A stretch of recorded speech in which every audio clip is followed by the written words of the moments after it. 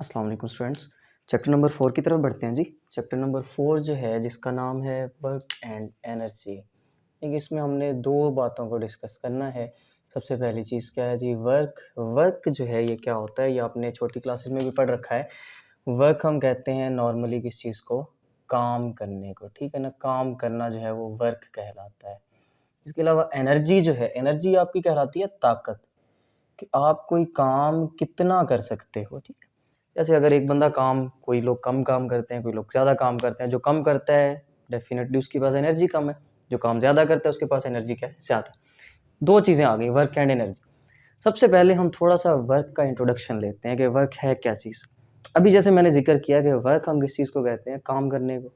लेकिन ये जो डेफिनेशन है काम करना, ये डेफिनेशन हम नॉर्मली अपनी रूटीन लाइफ में ये वर्ड यूज़ करते हैं कि जी आपने काम किया तो इट इज़ कॉल्ड वर्क, ठीक है। फिज़िक्स में जब हम आते हैं तो हम बात करते हैं किस चीज़ की, दो अलग चीज़ों की बात करते हैं। सबसे पहले हम वर्क में बात करते हैं जी फ़ोर्स की, ठीक है। पहली चीज़ जो वर्क में आ जाती है वो है फ़ोर्स, और दूसरी चीज़ आती है डिस्प्लेसमेंट, ठीक है। अब ये दोनों बातें आपके लिए कोई अननोन चीज़ें नहीं हैं। फ़ोर्स जो है, जो बॉडी के ऊपर लगाई जाती है उसको पुश या पुल करने के लिए, और डिस्प्लेसमेंट ये होता है चेंज इन पोजीशन। तो फिज़िक्स में काम तब होगा जब आप क्या करोगे, फ़ोर्स अप्लाई करोगे, और उस फ़ोर्स से क्या होगा जनाब, डिस्प्लेसमेंट पैदा होगा, तब आप कहेंगे कि काम हो रहा है। अब पहला जो हमारा टॉपिक है वो एक्सप्लेन करता है किस चीज़ को, कि वर्क डन निकाला जाए किसके ज़रिए, एक कांस्टेंट फ़ोर्स के ज़रिए होने वाला काम।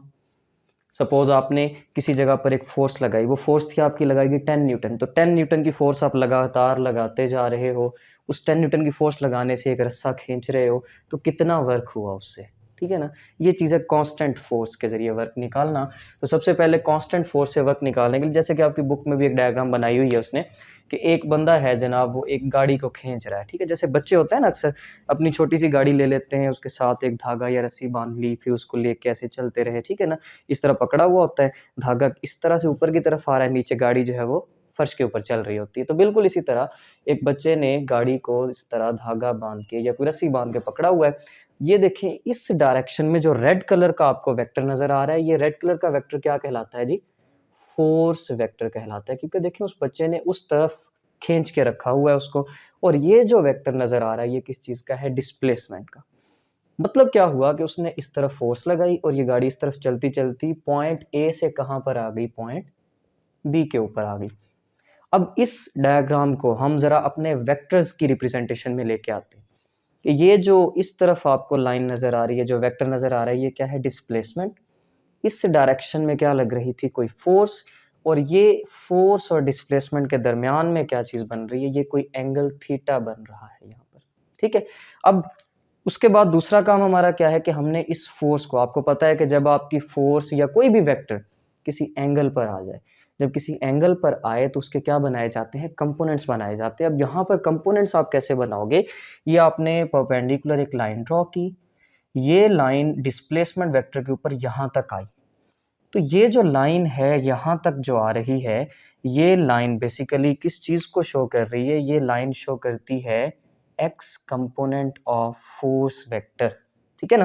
कि ये जो आपकी फोर्स है वो एक्स कंपोनेंट के ऊपर या एक्स एक्सिस के ऊपर इतनी मिकदार में लग रही है। तो इस कंपोनेंट को, एक्स कंपोनेंट ऑफ फोर्स को हम क्या नाम देते हैं, एफ कॉज ऑफ थीटा का नाम देते हैं, ठीक है। यानी कि आपने यहाँ से एफ एक्स जो है वो कैलकुलेट कर लिया है।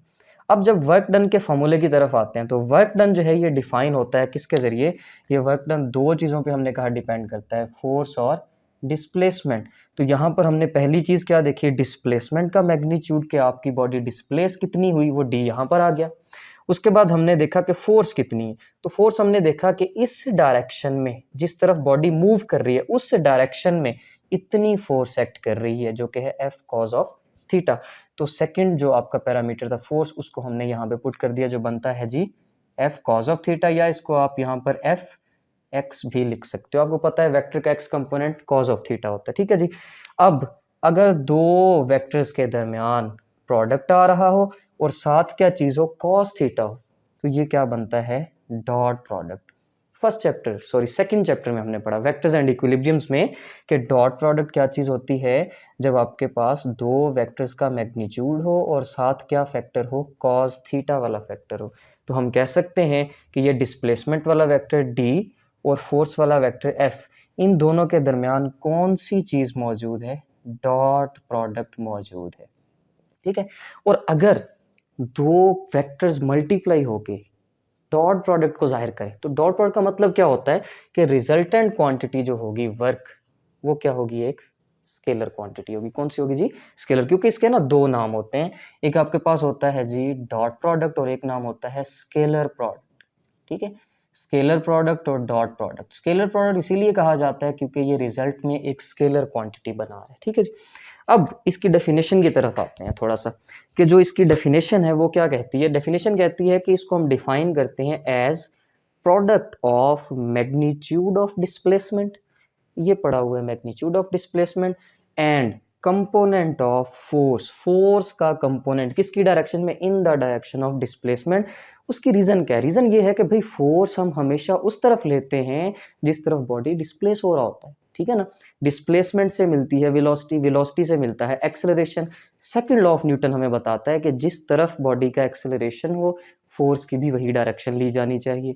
तो फोर्स की हमने ये वाली डायरेक्शन पहले समझी कि इस तरफ थी, फिर हमने कहा कि ये किसी एंगल पर है तो कंपोनेंट्स बना लिए, तो ये एक्स कंपोनेंट आपको मिल रहा है यहाँ पर जो डिस्प्लेसमेंट की डायरेक्शन में है, इसलिए हमने डेफिनेशन में लिखा component of force in the direction of displacement. ये चीज़ क्या कहलाती है जी, वर्क डन कहलाती है। तो ये आपके पास इसकी मैथमेटिकल डिस्क्रिप्शन आ गई कि W इज इक्वल टू किसके आता है, F डॉट डी के। अब दो उसने छोटी छोटी साइड इन्फॉर्मेशंस को साथ डिस्कस किया हुआ है। इसमें सबसे पहले वो कहता है कि अगर आपने एक छोटी सी बाल्टी को उठाया हुआ हो, पानी से भरी हुई बाल्टी है जी, इस पानी से भरी हुई बाल्टी को जनाब आप उठा के लेके जा रहे हो आगे की तरफ।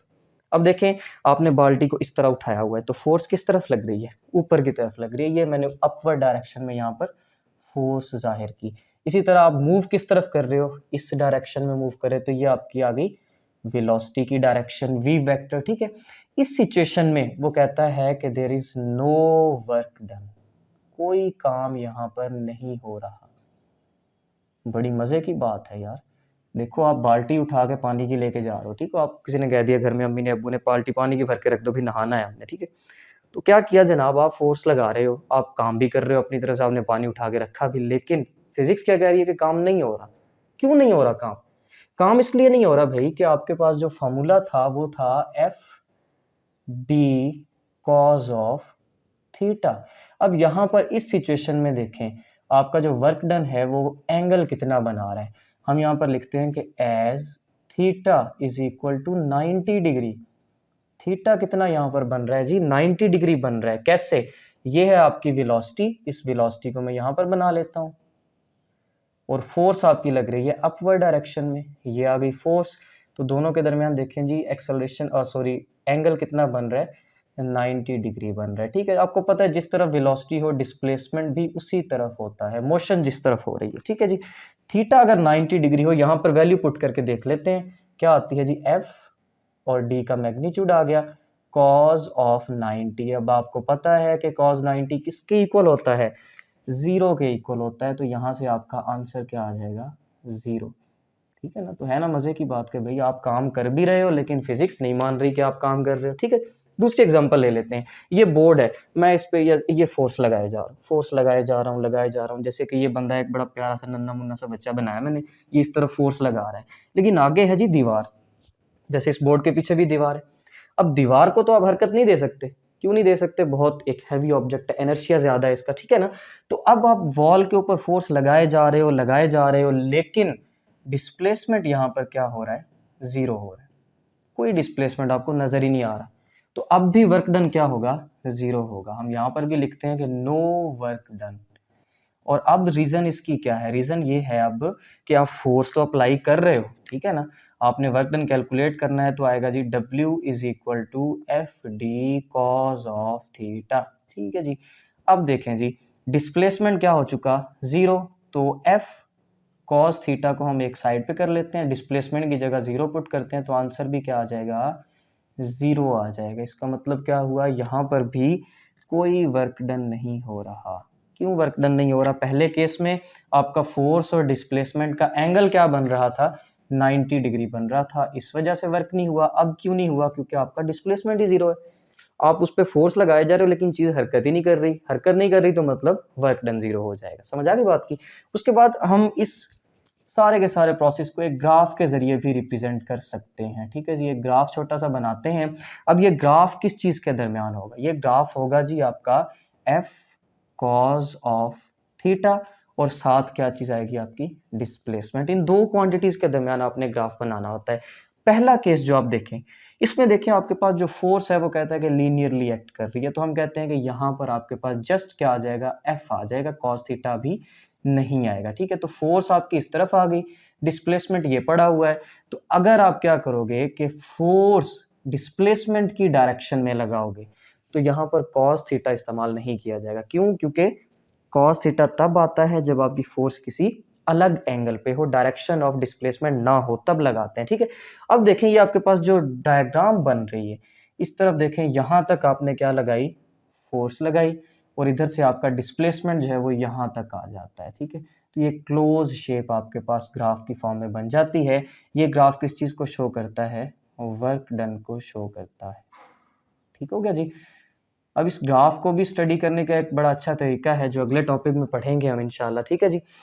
अब यहाँ पर मैंने एक और बात लिखी कि अगर आपके पास फोर्स जो है if F is at some angle, अगर किसी एंगल पे हो तो ग्राफ किन दो चीजों के दरमियान बनेगा? ग्राफ बनेगा एफ कॉस ऑफ थीटा और डिस्प्लेसमेंट डी। ये चीज जहन में रखनी है, अगले टॉपिक में काम आएगी कि आपने यहाँ पर फोर्स और डिस्प्लेसमेंट की डायरेक्शन एक ही रखी, इसी तरफ फोर्स लग रही है, इसी तरफ डिस्प्लेसमेंट मिल रहा है। ठीक है ना, तो इसलिए ग्राफ आपके पास एक स्ट्रेट लाइन आ गया। अब आपके पास यहाँ पर अगर फोर्स किसी एंगल पर आ जाए तो एफ कॉस थीटा और डी डिस्प्लेसमेंट, इन दो के दरमियान जो है ना आप ड्रॉ करोगे ग्राफ को। ठीक हो गया।